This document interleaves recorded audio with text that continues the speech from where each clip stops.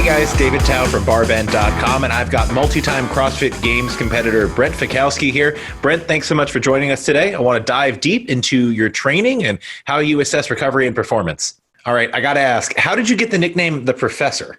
So it's a nickname I've had since like 2012, and it was just given to me by my first coach at CrossFit Broadbeach in Australia. And they just called me the Professor. In Australia, when there's an R at the end, they just forget about it. And they just turn it into an A. And I think I was just like, kid going to university, 21 or 22 years old, and was just like going there for accounting. So was, a nerdy kind of guy, and was just, was really into figuring out the numbers of the sport. And I was always like breaking down split times and making strategies when everyone else was just, busting headfirst into workouts as fast as they could. And I was trying to like plan everything out, and it just kind of stuck. And it's how I approach competition. I kind of approach it like it's maybe not a laboratory experiment, but like a heist, just trying to like sort out every single detail. Like I'm in Ocean's 11. And so that's like, and it just stuck, and I like it. Give us insight into what a general week of training looks like for you, right now, a couple months away from a big competition. Yeah, the answer to that, obviously it changes throughout the year. So there'll be times of the year where I'm not really training at all if I'm taking a big break, and then leading up to a competition, things get pretty crazy. But I'd say on average, I'm, the average sort of week of training, I'd say Thursday and Sunday are complete rest days, or maybe active recovery on Thursday. So it might be like one session where I just go for like an easy, jog or a row or a swim. And then the 5 days that I am training are pretty big days, and they'd be 2 training sessions a day. The morning session is longer than the evening session. And so maybe the morning session, I'd be in the gym for anywhere between 2 to 3 hours. And then in the evening, it would probably be around an hour and a half to 2.5 hours. How has your volume of training on a weekly or monthly basis changed over the course of your career as a CrossFit Games athlete? Your tolerance just goes up, right? So I've been doing this been training now for 8 years. And so, what I did leading up to, part of that is now I'm a full-time athlete. So before that I was working a full-time job. And so there just was less time to train, and then obviously less time to sleep and recover.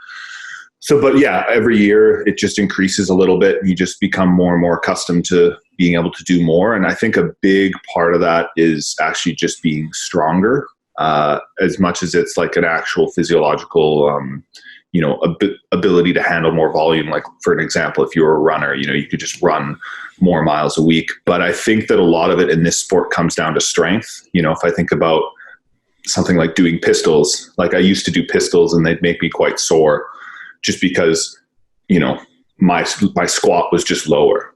And so each pistol was like quite a bit of effort. I could still do quite a few pistols per minute, and I could do workouts with pistols and do well in them, but they just made me sore. And now they don't really make me that sore, because percentage wise, it's just not that big of a deal. Do you ever take a deload week or any time during the year where you're dramatically reducing the volume of training? Oh yeah. Yeah. I think that's a pretty important key to succeeding in any sport, and this one is included in that. So when that is depends on the season. I mean, the whole season's been kind of, it's been shook up the last few years because of the, removal of regionals. But typically it would be like as soon as the games was done, there'd be a 3-week period where I'd say to my coach, like, don't program me anything. And, if I decide to do something, I'll do something. But if I don't, I won't. And so it might look like most days I just wouldn't do anything. Maybe I'd go for a walk, or I'd just like go for a swim or splash around. Or if I did go to the gym, it'd just be some like empty barbell, or like, sit on a bike or something. And so for 3 weeks, I'd basically be doing nothing. And then I would gradually build back in, where maybe it would be 1 session a day, 5 days a week. And that session would be, for a certain time, it was just bodybuilding. So it'd just be hypertrophy. So 5 sessions a week of hypertrophy that, lasted maybe an hour and a half. And then it would slowly just build, and we'd kind of continue that, and we'd add on some speed work or some endurance work. What is your height and body weight right now? I know you're one of the taller CrossFit Games athletes. And how has your body weight fluctuated over the course of your Games career? Yeah, so I'm 6'2", and I've been 6'2" since I started the sport. And then it fluctuates about 3 inches a year, up or down. Now, my weight moves around. I think like the heaviest I've ever been, which is probably right now, is like I'll wake up some days at around 220. But when I'm actually competing, it'll be somewhere around, because right now I'm just eating more and I'm not training quite as much, and then I'm just going to just dial that in a little more as I get closer to the competition. I'll be more around like 216. So in the last 3 years, it really hasn't changed.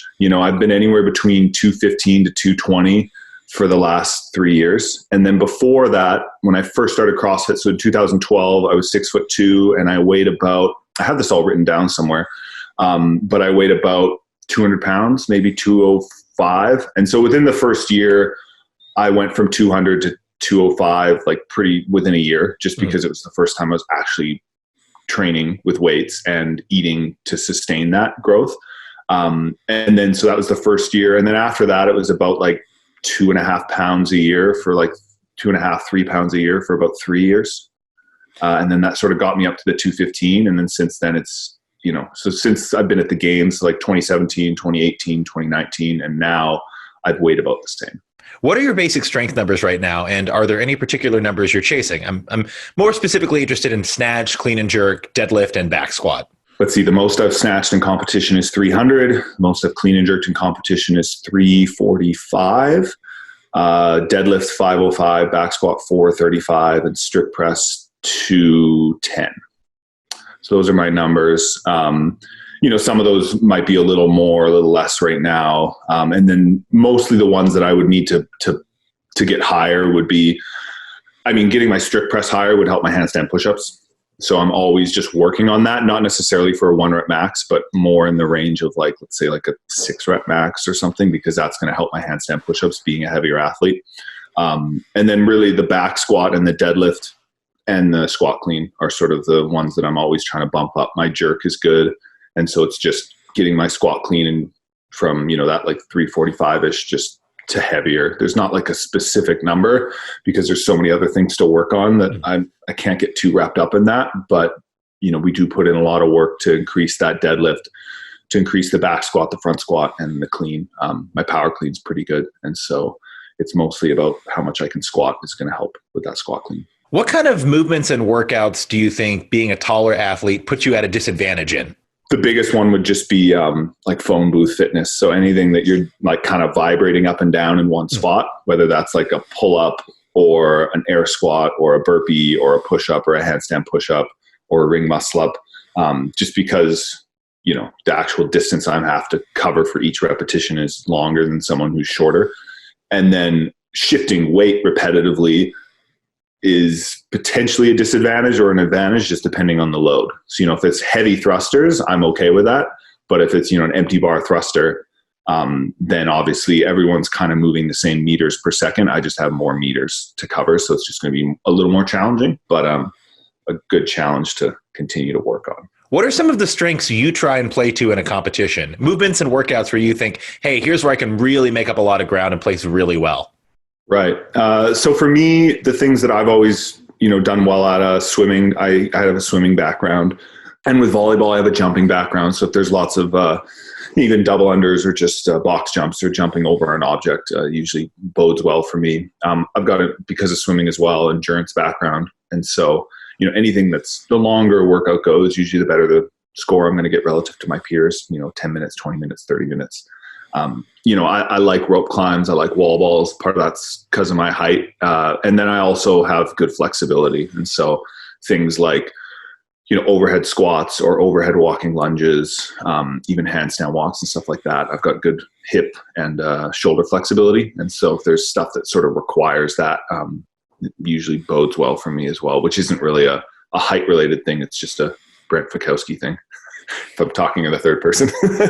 What mistakes do you see other CrossFit athletes at all levels make when it comes to training and training volume more specifically? I'd say the biggest one would be technique. And that's from, any level of CrossFitter, from beginner to elite, and just constantly, you just need to constantly be focusing on technique and getting better. Every single movement, just all the time. I am, and I know the best guys in the sport are. And if you watch the guys that consistently do well in competitions, I think I'd be one of those. But if you watch Fraser, Froning, a Vellner, whatever, you watch them Tia and you watch them compete and train, you go, oh yeah, like they're pretty much doing everything right. Or at least 95% right. There might be little things that they could improve on, but I bet they know that and I bet they're working on it. So you just have to be more patient and worry less about how much weight you're lifting right now and being impatient, and worry less about Instagram and worry more about what you need to do to get better for a competition. And then the next one would just be preparation for competitions, logistics of the competition, to travel, to accommodation, just all that stuff, and just making a list of every single thing that could go wrong, and preparing for those things to go wrong and then having a solution for them. And I think that's something I do really well, and I think it limits the amount of mistakes I make, and I think it maximizes what I'm capable of. Usually makes its way to the competition floor. Really, it's like there's a big list of movements and you need to be able to do all of them when you're tired. And I mean, obviously that's not easy, but it is simple. And so it's like, if you can't do one of those when you're tired, figure out why. Maybe you just need to do that movement way more. Like if it's running, it's like you probably just need to go running. But if it's wall balls, it might be do more wall balls, or it might be like your squat position is terrible, or your technique is bad, or you're not breathing right, or like figure out the why and then work on the why, as opposed to just like either avoiding it or just like smashing your head against the wall, just trying to do more and more and more. What are some of the metrics or signs you use to balance training volume? Yeah, I do journal, and I just try to be like really honest with myself, and like really observe, like, hey, am I just being kind of like weak-minded and I need to train, or am I actually not feeling well?